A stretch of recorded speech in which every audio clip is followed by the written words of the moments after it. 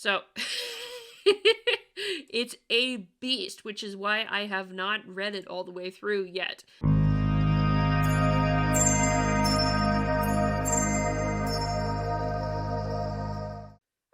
so you might be starting to see some headlines like this one from Nature. February 28th, 2022. Climate change is hitting the planet faster than scientists originally thought. The reason for this is that the IPCC, the Intergovernmental Panel on Climate Change, has recently released the new Working Group 2 report. So, on this channel last year, I did talk about the Working Group 1 report. The Intergovernmental Panel on Climate Change is organized into different working groups that focus on different aspects of the problem associated with climate and climate change, here, at least in terms of the human aspect and things like that. So, the thing here that I want to point out is that those reports are really, really, really large. The Working Group 1 report was several hundred pages, and, that's the main report alongside of the summary for policymakers, which is not short in and of itself, as it's usually at least 50 or 60 pages. Those kinds of things are very, very long because their job is to, with these assessment reports, synthesize the state of the science to bring it to its fullest, if you will. And they have an interesting time with it. So I think I've talked about it once, but I can mention it again in brief. The working group reports, what they'll do is, of course, you have the scientists working behind the scenes, gathering things together, synthesizing things, going through word by word by word by word by word. But the summary for policymakers gets summarized and initially drafted by the scientists. But what then happens is you also then, because this is the Intergovernmental Panel on Climate Change that is dealing with the UN and what have you, what you will also have is the politicians and the diplomats from the various countries get into the space after the summary for policymakers draft has been written by the scientists, and then they will start arguing word choices and who's responsible for this and who's responsible for that. So a big difference to realize is that the summary for policymakers does have a lot of influence from the arguments back and forth between the different countries represented by the UN, and a lot of politics gets in there. The full report itself, though, does not. The full report itself is usually just restricted to the scientists. And so that's the difference you have to look at really carefully with some of these things. So, latest IPCC climate report warns that rising greenhouse gas emissions could soon outstrip the ability of many communities to adapt. So, the Working Group 1 report tends to be focused, the Working Group 1 report is focused on the physical science of climate. So we're talking about the things going on in the atmosphere, in the oceans, things like that, the modeling aspect of what we think is going to happen as the climate changes. The Working Group 2 report, which was just released, is about the impacts. And this is the one that generates a lot more buzz in ways than the first report does, because it is about the impacts, and it does get into the thing of, can you really... At times, they tend to scare the dickens out of people, is what they tend to do when you see the news reports on this one, as you might guess from this Nature headline. I have not, in full disclosure, I have not read the full Working Group 2 report yet. It literally just came out. And so I have to take the time to go through and read it and see what I think. But there's a lot of interesting things based on what Nature has put in here that I want to highlight, because I do think there is going to be a distinct concern for some of the stuff associated with postmodernism and wokeness creeping its way into the IPCC report, which does not make me very thrilled with what I may end up reading. So let's see. The negative impacts of climate change are mounting much faster than scientists predicted less than a decade ago, according to the latest report from a United Nations climate panel. Many impacts are unavoidable and will hit the world's most vulnerable populations hardest, it warns, but collective action from governments to both curb greenhouse gas emissions and prepare communities to live with global warming could yet avert the worst outcomes. So, this is always tricky with it, because for things like sea level rise, storms, natural disasters, what have you. The most advanced, the more advanced a civilization is, and the more built up in development you have, they tend to be able to weather those kinds of events, storms, sea level rise, droughts, all that kind of stuff, much easier than a community and a country that is poor, or an area of a country that is poorer. Um, and this is not this makes sense. I mean, when you talk about areas of this country where there are folks who are lower socioeconomic status, less able to adapt, less resilience, there, poorer communities, think about it really carefully, because it isn't a bad thing.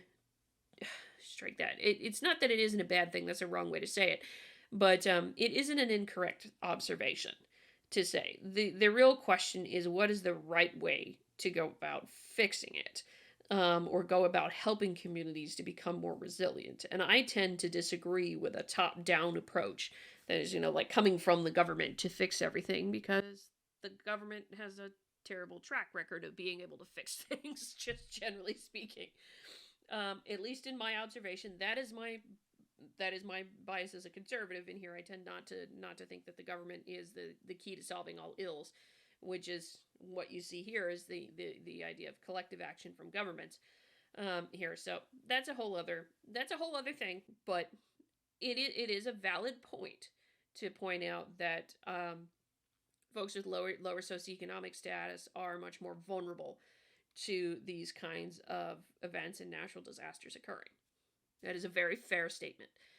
The cumulative scientific evidence is unequivocal, since says Martin van Alst, a climate scientist who heads the Red Cross Red Crescent Climate Center in Enschede, the Netherlands, and is co-author of the report. Any further delay in global action on adaptation and mitigation will miss a brief and rapidly closing window of opportunity to secure a livable and sustainable future for all. If you saw the live I did with Deb Philman, the reason we learn, I talked about eco-anxiety, and unfortunately this kind of stuff doesn't help, because you're telling kids that they have no future rather than giving them an option that they can do here, and making it tangible for them. It's something they can do. So this kind of language doesn't help when you're talking about the anxiety part of it, for sure. So that's just the point of note for me here. So the report released on the 28th of February. Yeah, it was literally released on the 28th of February, which is why I haven't had the chance to read it. And I will show you before we go that it is a very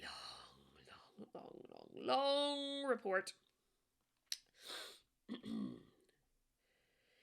It is the second installment of the latest climate panel from the installment is spelled wrong. Of the latest climate assessment from the UN Intergovernmental Panel on Climate Change. So, brevity in this. I said there was Working Group 1 reports, Working Group 2 reports. There's a third Working Group report. This is going to be the third Working Group report, I believe, is about actual solutions and things like that. The second one is the more doom and gloom a little bit here. For lack of a better way to describe it, it tends to be that, at least when it's pushed in media like this. The thing here the thing about it is you have Working Group 1, Working Group 2, Working Group 3. They all publish reports in a sequence around the same time every few years. And this has to do with the IPCC's assessment report process. So I think it was 20 odd years ago, at least, when they did the first assessment report. Since then, this is what they're releasing now is installments of the 6th assessment report related to climate change. And so that's where we're in here. So issued in late August, the first installment is spelled wrong. Installment has 2 L's. I don't know if that's a UK spelling or what, but at least in the US, installment has 2 L's in it. Okay. The first installment focused on recent climate science. Like I said, the first installment is all about physical science. Whereas the latest one looks at the impacts of climate change on people and ecosystems. It will be followed in early April by the third installment that evaluates humanity's options for battling climate change, including ways of reducing greenhouse gas emissions. That's going to be the one to look out for in terms of, what are kinds of things that governments could be doing in this, that the UN is going to push for in here, and suggested solutions. That's a very different That's very different from the first two reports. That's the one to wait for, and that's coming in April, and I will be certainly looking at that. As much as I'm going to be looking at the second one here too. It's just like This is the sixth such assessment from the IPCC in a little over 3 decades, and the warnings have only become more dire. Advocates hope the latest assessment will finally spur governments to tackle the climate crisis decisively. I've seen many scientific reports in my time, but nothing like this, said UN Secretary General Antonio Guterres during a press conference unveiling the report. It is a damning indictment of failed climate leadership, he added. Right. Key points from the report. Between 3.3 billion and 3.6 billion, more than 40% of the world's population, live in places and in situations that are highly vulnerable to climate change. The report estimates some are already experiencing the effects of climate change, which vary by region and are driven by factors such as geography, how that region is governed, and its socioeconomic status. The report also references for the first time, quote, historical and ongoing patterns of inequity such as colonialism that contribute to many regions' vulnerability to climate change. This is why I'm concerned about the issues of wokeness coming in. It's why I will also pay very attention to what the third report looks like, because I don't like this idea with postmodernism getting involved in these different things, and it's certainly not going to win support among certain circles to be going at it from that perspective. And I am wondering, because like I said, the summary for policymakers does have a certain heavy influence from politicians and government officials. It doesn't necessarily have a whole lot of influence from the scientists that are involved, though they could have. So that's just something to bear in mind with it, and I don't particularly approve of this idea of wokeness showing up here. Although additional finance and planning could help many communities to improve their preparations for climate change, humanity will soon hit, quote, hard limits to its ability to adapt if temperatures continue to rise, the report says. For instance, coastal communities can temporarily buffer themselves from extreme storms by restoring coral reefs, mangroves, and wetlands, but rising seas will eventually overwhelm such efforts, resulting in coastal erosion, flooding, and loss of freshwater resources.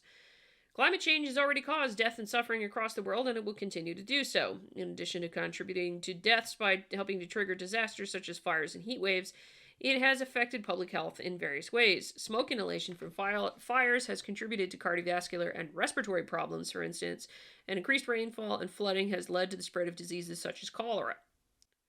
Mental health issues tied to the trauma of living through extreme events, the loss of livelihood and culture are also on the rise. So again, this whole Working Group 2 report, and again, I got to take the time to actually read through a lot of it as much as I can. So it's going to be a while before I can give you a full-on brief of what's in that report versus otherwise. Although I've heard from what I've seen, from some initial assessments from other scientists in my field, there's a bit of a mixed reception from what I've been seeing, which I'm not surprised at, actually. Bit of a mixed reception.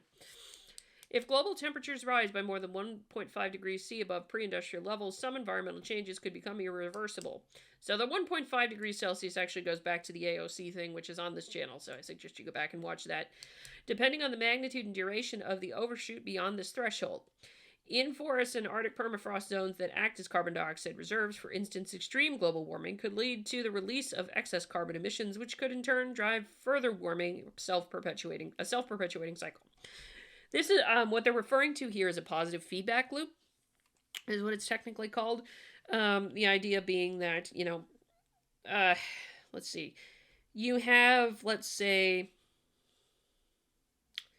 you have a certain amount of stuff frozen in what have you. You then start adding CO2 to the atmosphere, warming things up. You start to melt off a little bit more of that CO2 as you melt some of the ice. That CO2 adds to the CO2 that you're putting in to the atmosphere already. That melts off more ice, releasing more CO2, and the process repeats itself. That's considered a positive feedback cycle here, where one thing leads to next, inexorably. So that's a very, very simplistic way of talking about it. I mean, let's see. The opposite kind of thing, well, yeah, no, that's a very simplistic way of looking at it. If you want a little bit more on that, please let me know, because that was a very short, very, very scrappy way to think of it. But I can certainly give you a little bit more on that. But that would be something to look up also if you're interested in it. That is called positive feedback loop, is what they're talking about here. Sustainable economic development must include protection for biodiversity and natural ecosystems, which secure resources such as fresh water and coastlines that shield against the effects of storms. The report says multiple lines of evidence suggest that maintaining the resilience of biodiversity and ecosystems as the climate warms will depend on effective and equitable conservation of approximately 30 to 50% of Earth's land, freshwater, and ocean areas. Okay. So I just wanted to give you the primer on this. I obviously, because this report literally just came out and I have not had the chance to read it all the way through, it's going to be very difficult for me to do that. But let me see if I can't show it to you real quick. Here, yes. So this is it. So Climate Change 2022 Impacts, Adaptation, and Vulnerability. The Working Group 2. Oh, God, what a horrible background. Somebody needs...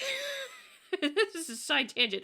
But somebody needs to get in here and remind them that it's really hard to read white text against that kind of a colorful background that has a lot of light colors in it.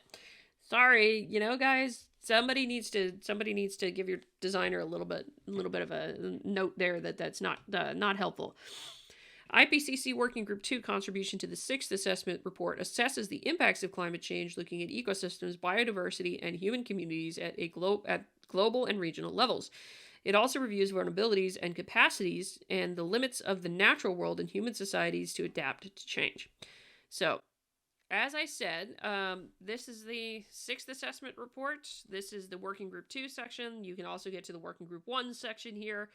And there's a tremendous amount in here to work with. So if I go in here to read the report, it takes me over here.